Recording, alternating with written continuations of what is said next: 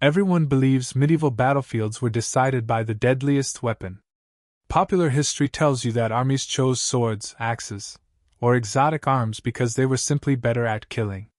The more advanced the weapon, the stronger the army. The sharper blade wins.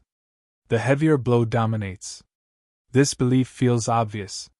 Modern films linger on named swords, heroic duels, and finely crafted steel. Legends glorify elite warriors whose personal weapons seem to determine the fate of battles. You are taught to think of medieval warfare as a contest of craftsmanship and courage, where superior arms naturally rise to the top. But medieval combat didn't work that way. Picture yourself standing on a medieval mustering field. Not as a knight. As a commander responsible for thousands of men. You are not choosing weapons for a duel. You are equipping an army. Iron is expensive. Steel even more so.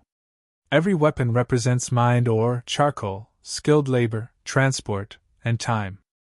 Every armored soldier represents years of training you may never recover if he falls. Most soldiers are not professionals.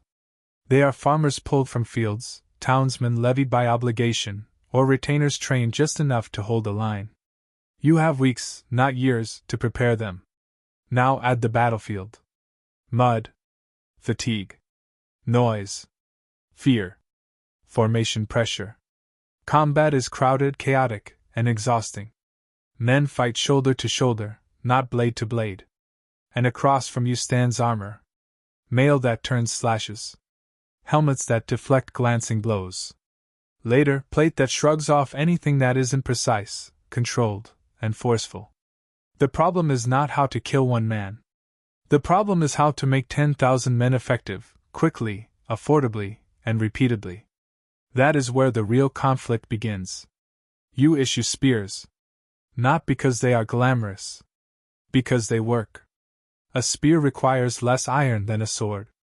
A wooden shaft, an iron head, and minimal finishing. You can produce them in bulk. You can replace them quickly. You can train a recruit to use one in days, not years. Now watch what happens in combat. You stand in formation, spear leveled. The shaft extends beyond your body, projecting threat before the enemy can reach you. When armor approaches, you do not swing wildly. You thrust.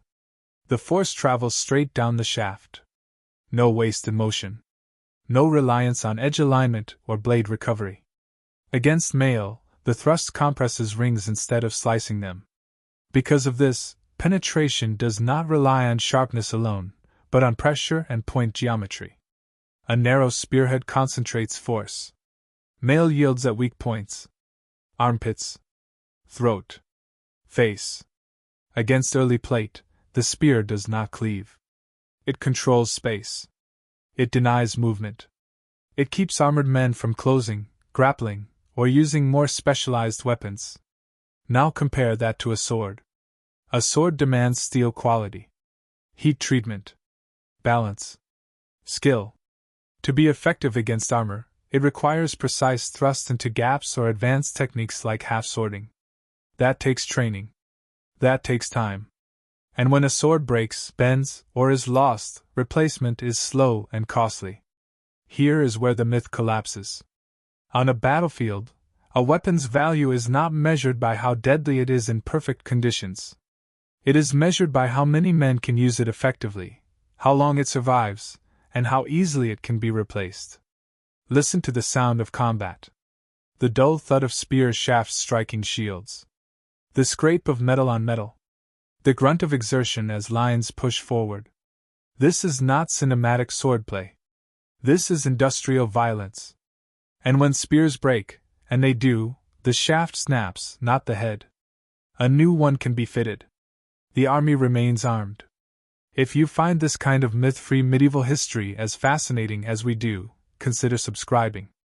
Arms and Impact exists to explain how weapons and armor really worked, not how movies portray them. Because the real battlefield rewards economy. What this forced fighters to do was rethink combat entirely. As armor improved, armies did not abandon economical weapons. They adapted them. Spears lengthened into pikes. Heads changed shape to favor thrusting over cutting. Polearms had hooks, spikes, and hammer faces, not to kill outright, but to control armored opponents. The real solution wasn't more force, it was smarter use of leverage, reach, and formation discipline.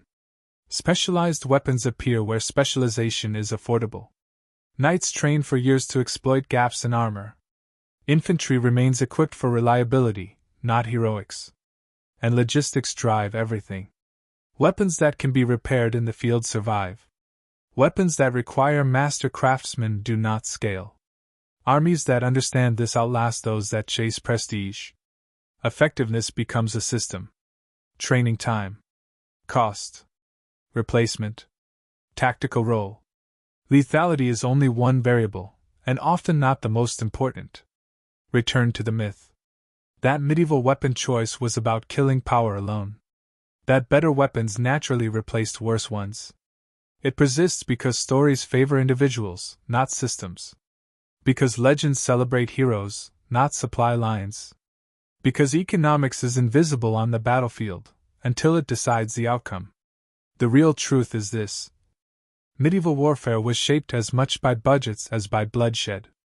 The weapons that dominated did so because they balanced effectiveness with affordability, training, and logistics.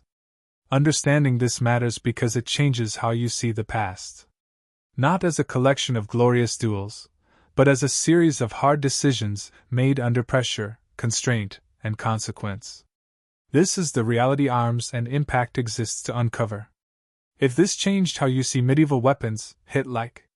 Subscribe for more evidence-based history of arms, armor, and impact. Comment below, what weapon or myth should we break next?